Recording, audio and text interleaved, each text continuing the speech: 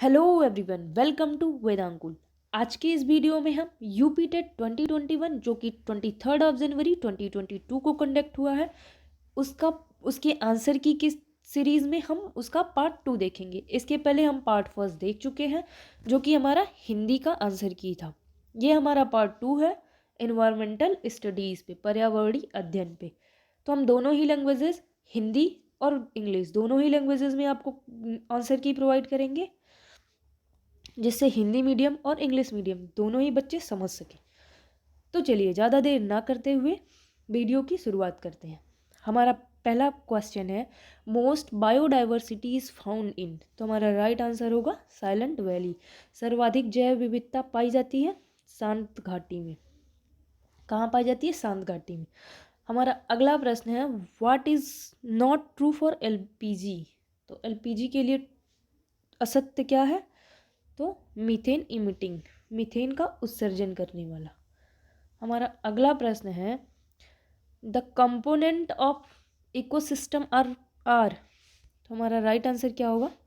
Second हमारा right answer हो जाएगा, प्रोड्यूसर्स, कंज्यूमर्स एंड डीकम्पोजर्स। पारिस्थितिकी तंत्र के घटक क्या है हमारे? उत्पादक, उपभोक्ता व अपघटक। हमारा अगला क्वेश्चन है, ट्रॉपिक ऑफ कैप्रिकॉर्न इज। तो ट्रॉपिक ऑफ कैप्रिकॉर्न क्या है? हमारा राइट आंसर है 23.5 डिग्री साउथ। मकर रेखा 23.5 डिग्री साउथ में है, जबकि कर्क रेखा हमारा 23.5 डिग्री नॉर्थ में कर्क रेखा पाया जाता है। हमारा अगला क्वेश्चन है, who coined the term ecosystem. तो इकोसिस्टम शब्द का प्रयोग सर्वप्रथम किसने किया था? तो हमारा राइट आंसर होगा डॉक्टर एजी टांसले। डॉक्टर एजी टांसले ने। हमारा अगला क्वेश्चन है, the problem of water pollution with the arsenic is maximum in. तो आर्सेनिक द्वारा जल प्रदूषण सर्वाधिक कहाँ है? तो हमारा राइट आंसर होगा वेस्ट बंगाल। पश्चिम बंगाल में आर्सेनिक द्वारा जल प्रदूषण सर्वाधिक है। हमारा अगला क्वेश्चन है, the Deccan of the western Ghat in India is dryer because of. तो हमारा राइट आंसर क्या होगा? Rain shadow effect. भारत में पश्चिमी घाट के दक्कन शुष्क हैं, क्यों? रेन शैडो इफेक्ट के कारण। हमारा अगला क्वेश्चन है, the world life protection act was passed in. वन्य जीव सुरक्षा अधिनियम पारित किया गया था। तो कब पारित किया गया था? 1972 एडी में, 1972 ईस्वी में हमारा वन्य जीव सुरक्षा अधिनियम पारित किया गया था। हमारा अगला प्रश्न है, solar radiation per unit area received at the outer limit of atmosphere is known as. तो हमारा राइट आंसर है सोलर कांस्टेंट। वायुमंडल की ऊपरी सीमा पर प्रति इकाई क्षेत्र में प्राप्त होने वाली सौर विकिरण क्या है? हमारा सौर स्थिरांक होता है।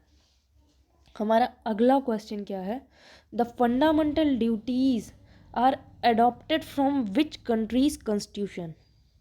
तो हमारा राइट आंसर क्या होगा? यूएसएसआर, रूस। किस देश के संविधान से मौलिक कर्तव्य लिया गया हमारा? तो वह यूएसएसआर से। चलिए अगले प्रश्न की तरफ चलते हैं। हमारा अगला प्रश्न है, in a food chain of grassland ecosystem the top consumers are. तो हमारा राइट आंसर होगा कार्निवोरस। घास भूमि क्षेत्र के परितंत्र के खाद्य श्रृंखला में सबसे उच्च स्तर का उपभोक्ता कौन होता है? मांसाहारी हमारे होते हैं। हमारा अगला क्वेश्चन है, the main atmospheric layer near the surface of the earth. तो हमारा राइट आंसर होगा इसका ट्रोपोस्फियर। वायुमंडल का प्रमुख स्तर जो पृथ्वी के सबसे पास है वो क्या है? क्षोभमंडल। हमारा अगला क्वेश्चन है, the biodiversity act was passed by the Indian parliament. तो हमारा राइट आंसर होगा सेकेंड, 11 दिसंबर 2002। 11 ऑफ दिसंबर 2002 भारतीय संसद द्वारा जैव विविधता अधिनियम कब पारित किया गया था? तो 11 दिसंबर 2002 को। अगला क्वेश्चन हमारा, which one of the following agriculture practices is eco friendly. तो हमारा राइट आंसर होगा सेकंड, ऑर्गेनिक फार्मिंग। निम्नलिखित में से कौन सी कृषि करने की प्रक्रिया पर्यावरण संरक्षण में सहायक है? तो हमारा राइट आंसर है जैविक खेती। हमारा अगला क्वेश्चन है, the acid rain is concerned with the presence of, तो हमारा राइट आंसर क्या होगा? Sulphuric acid. अम्लीय वर्षा संबंधित होता है सल्फ्यूरिक एसिड से। चलिए अगले प्रश्न की तरफ चलते हैं।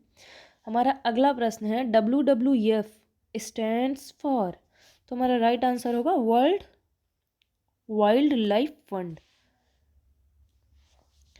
हमारा अगला प्रश्न है, the valley of flowers is located in, तो हमारा राइट आंसर होगा उत्तराखंड। फूलों की घाटी कहाँ स्थित है? तो हमारा उत्तराखंड में। चलिए अगले प्रश्न की तरफ चलते हैं। विच of the following agencies is primarily concern with the measurement of pollution in India, तो हमारा राइट आंसर क्या होगा इसका? तो हमारा राइट आंसर होगा fourth, central pollution control board. Bharat में निम्नलिखित में से कौन सी एजेंसी मुख्य रूप से प्रदूषण के मापन से संबंधित है? तो हमारा राइट आंसर है केंद्रीय प्रदूषण नियंत्रण बोर्ड। हमारा अगला क्वेश्चन है, Cotopaxi is an active volcano situated in, तो हमारा राइट आंसर है एंडीज। कोटोपाक्सी जो कि एक एक्टिव वोल्केनो है, ये कहाँ हमारा अवस्थित है? तो एंडीज में। हमारा अगला क्वेश्चन है, तिब्बत की सांगपो नदी भारत में जानी जाती है, तो Tsangpo river is Tibet in India is known as, तो हमारा राइट आंसर होगा थर्ड, ब्रह्मपुत्रा।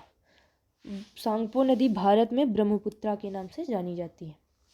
हमारा अगला क्वेश्चन है, द पोल स्टार इज, यानी ध्रुव तारा क्या कहा जाता है हमारा? तो हमारा राइट आंसर होगा नॉर्थ स्टार, उत्तरी तारा।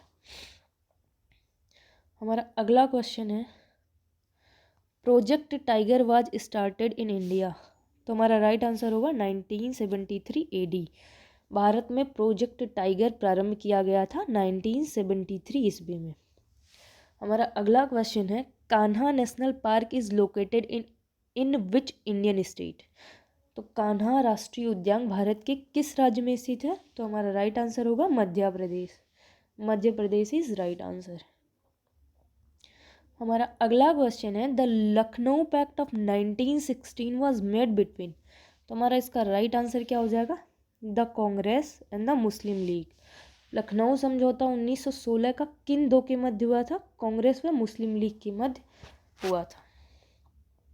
चलिए अगले प्रश्न की तरफ चलते हैं। हमारा अगला प्रश्न है, where is the wild ass sanctuary, जंगली गधों का अभ्यारण्य कहाँ है? तो हमारा राइट आंसर है इन गुजरात। गुजरात में हमारा जंगली गधों का अभ्यारण्य पाया जाता है।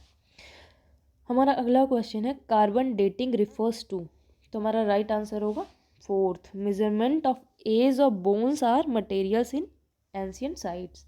कार्बन डेटिंग संदर्भित करता है प्राचीन स्थलों में मौजूद हड्डियों व सामग्रियों के आयु मापन का।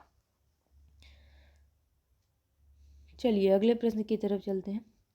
हमारा अगला क्वेश्चन है, the constituent assembly adopted national anthem on, तो हमारा राइट आंसर होगा 24 जनवरी 1950।